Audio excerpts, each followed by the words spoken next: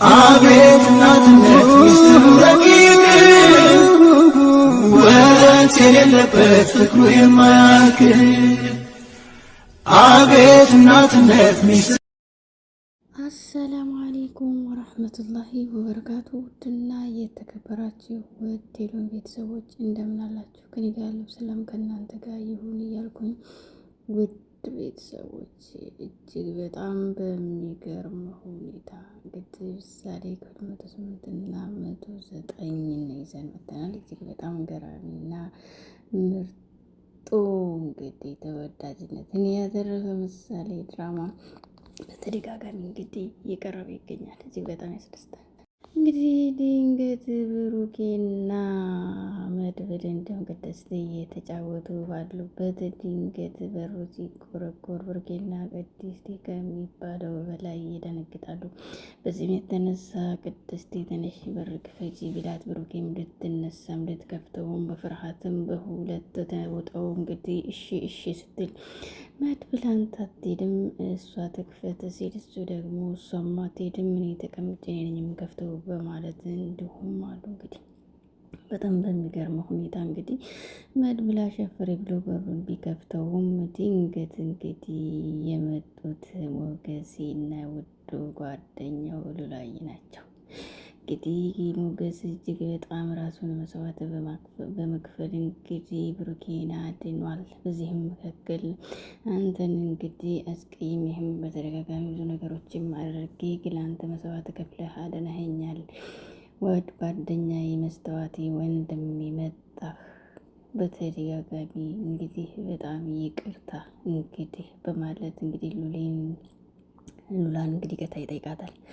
በጣም የሚገርመው ነገር ችግር የለው ልጅህን ለማዳን ስትል ነው ያን ሁሉ ያደረግከው፣ እረዳሃለሁ ሴት አይደለሁ በማለት እንግዲህ ሉላዬም እንግዲህ መርሃባ ትላለች።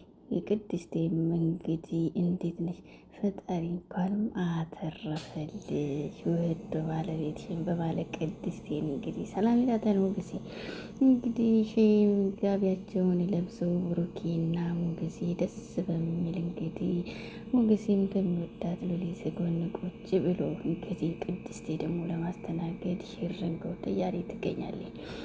መድብል ደግሞ እንግዲህ ቀልጠፍ ነቃ ያለ አይደል? ዋው እውነት ለመናገር ወንድ ማለት እንደ መድብል እንግዲህ ቀልጠፍ እንደዚህ ካለባበስ ጀምሮ እርጥብ ሲል ደስ ይላል። ለሁሉም ነገር ቅልጥፍጥፍ ያለ ነው። ዋው ደስ ይላል እና ማለት ነው። ምክንያቱም ለወንድሙ መከታ በሁሉ ነገር ከጎን በጣም በሚገርመው ሁኔታ እንግዲህ እንዲሁም ማህሌትና ኤፍራታ እያወሩ ከመንገድ ላይ ቁጭ ብዬ ባለሁበት ድንገት እንግዲህ አገኙኝ ትላለች። እነሱ ሰፈር ምን ልትሰሪ እላት።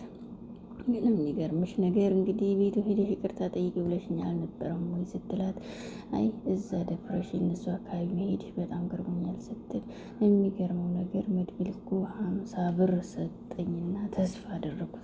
የምን 50 ብር ስትላት፣ 50 ብር ሰጠኝ ሁሉንም ነገር ስለሚያድቅ እንግዲህ ስላወቀም 50 ብር የሰጠኝ ስትል፣ 50 ብር እንዴት ትቀበያለሽ? ምን አይነት ዋሪ ስትል፣ እንግዲህ ቀኝተሽ ከሆነ እንግዲህ አንቺን አይፈልግሽም እንደዚህ አይልሽም እያለች ትቀልዳለች። ነው ቀንተሽ ነው በማለት ለምን ገንዘብ ተቀበልሽው እንዴት ሰጠሽ ጠይቀሽው ስትላት፣ ማህሌት እንግዲህ ዝም ብሎ እንደቸገረ የተረድተው ብቻ ሰጠኝ ደግሞ ትንሿ አሁንም እማዬ አላለችኝ መሰለሽ ስትላት፣ እንግዲህ እንጂ ነፍስ አውቃ የለ ስትላት፣ እንግዲህ ተስፋ እንድታደርጊ የረዳሽና ያደረግሽበት ምክንያት ግን ምን ሆነ ትላለች።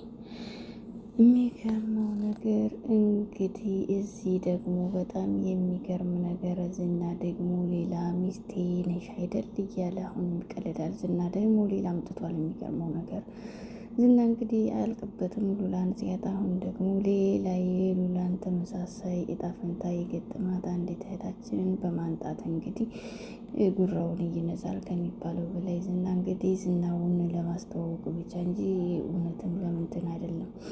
እንግዲህ ልጅ እያለሁኝ በአባቴ የሚደርስብኝን ስቃይ አሁንም አንተ ልትደግሞ አስበህ ነው እንደ ምንድን ነው ትለዋለች እና ተረት ትነግረዋለች። ግን የሚገርመው ነገር በጎቹ ግልገሎች ሲወልዱ በዛ ምክንያት ከእናቶቻቸው ጋር ስለሚነጠሉ እጅግ በጣም ይርባቸዋል። ለዚህም እንግዲህ ሲጮሁ ሲውሉ በጣም አዝን ነበር ትለዋለች። ለሌሎች መልካም ነገሮችን ስትዊ ሌሎች ደግሞ አንቺን ሰው እንዳትረጃ ያደርጉሻል፣ አስበሽዋል እያለ እንግዲህ ዝናም ልክ እንደ ደሃ ሆነሽ ተወልደሽ ደሃ ሆነሽ እንድትሞጪ የሚያደርግሽ እሱ አይደል የሌሎች ንግግር በማለት አሁንም ወሬውን ይቀጥላል። ማህሌት እንግዲህ የምታደርገውም ሆነ የምትሰራውም ሁሉም ነገር ጠፍቶባታል። ምክንያቱም ግዴታ ብሩኬን ጠይቀሽ የቤቱ ተመለሽ፣ ከዛ በኋላ ምን ማድረግ እንዳለብሽ እነግርሻለሁ፣ አሁን ግን ለምን ብለሽ ጥያቄ እንዳታቀርቢ ብሎ ዝና ስለጠየቃት አሁን እንዴት ግን ይቅርታ ጠይቃ ወደዛ ቤት እንደምትመልስና እንደምትመለስ እያሰበች እጅግ በጣም ግራ ገብቷት በፈተና ላይ ትገኛለች። ይህንን ጠበቃ እንግዲህ ከዚህ ላይ ማውጣት እንዳለበት ማሰብ አለበት። እንግዲህ እስር ቤት ነው ያለ ነው እዚህ ነው ያለ ነው በማለት አይመለከተኝም፣ በደወልኩ ሰዓት ስልክ የማንሳት እንግዲህ ግዴታሽ ነው እያለ አሁንም ጠበቃው እያስፈራራት ይገኛል ብሏል። ግን ደግሞ እውነት ለመናገር ጠበቃው ከዚህ ውስጥ መውጣት እንዳለበት ነው እያሰብክ ያለሁት። ምክንያቱም ሉላን እያሰቃያት ይገኛል እና ስለ ንብረት ስለምን እያለ እሷ ሊጫወትበት ይፈልጋል። ይሄን ነገር ደግሞ እንግዲህ ቢወጣ የተሻለ ነው፣ ወይም መድብል ነገሩን ቢያውቅ ሳይወድ በግዱ መስራት እንዳለበት ነው።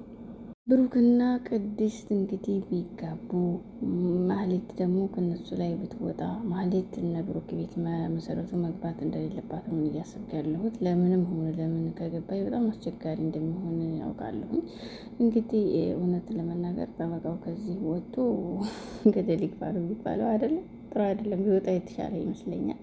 ሉላ ስቃይና እንግዲህ ይሄ የአይነቱ ድርጊት በዚህ ቢያበቃ ባይነኝ እኔ በራሴ አመለካከት። ውድ ቤተሰቦቼ ግን የብሩክና የሞገስ ጓደኝነት እስከ ጥግ መሆኑ እጅግ በጣም ደስ ይላል። የጓደኝነትን መስተዋት ያሳያልና ማለት ነው። አብዛኞቻችን እንደዚህ አይነት ጓደኛ ቢኖረን ምን አይነት መታደል እንደሆነ ታውቃላችሁ።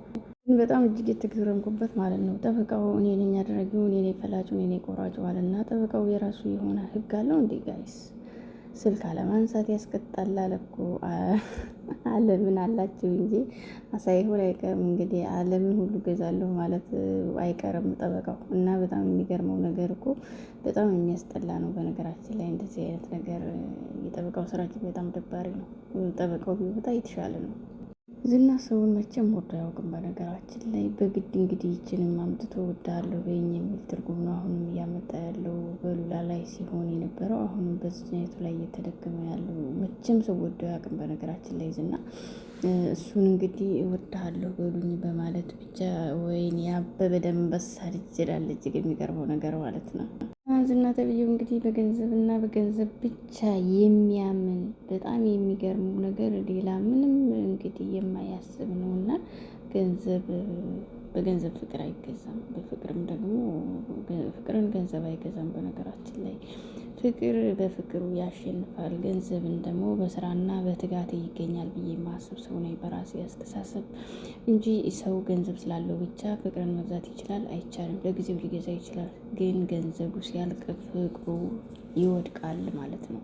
መውደቂያውን አያውቅምና ሌት ብላ እንግዲህ ከደላላው ጋር በመደወል ሰው ሰጥቶኝ ነው ስትል እንግዲህ ይሄ መርዞ ደላላው ተብዬ እጅግ በጣም እንግዲህ ፖሉ ላይ ማንትሴ ላይ የሚለውን በማለት ደላላውን ይቀጥላል።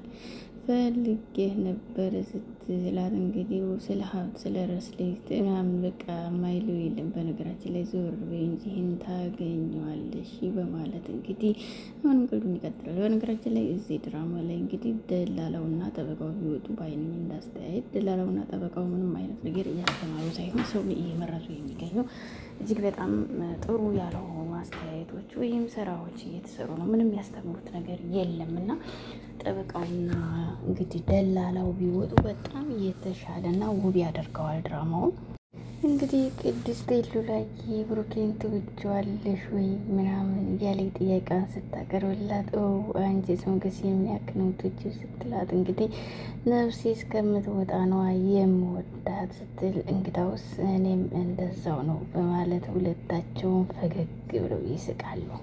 እንግዲህ ደላላው ከማህሌት ጋር አንተ ነህ እንዴ ምናምን ስትለው አዎ እኔ ነኝ፣ ምንድን ነው የምፈለግሽው ነገር በማለት አሁንም ይቀጥላል።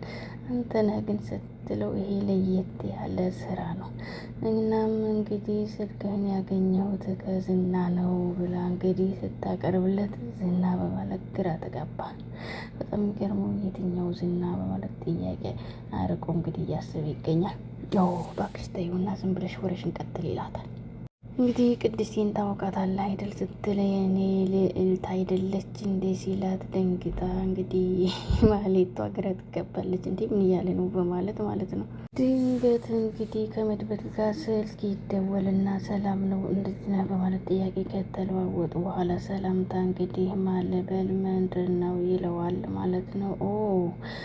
እንዴ አትድረሱብኝ፣ አንደርስባችሁም። ከዚህ በላይ የሚሄድ ፍላጎትም ሆነ ሀሳብ የለንም። ህይወታችንና ኑሯችንን ለመኖር እንቀጥላለን።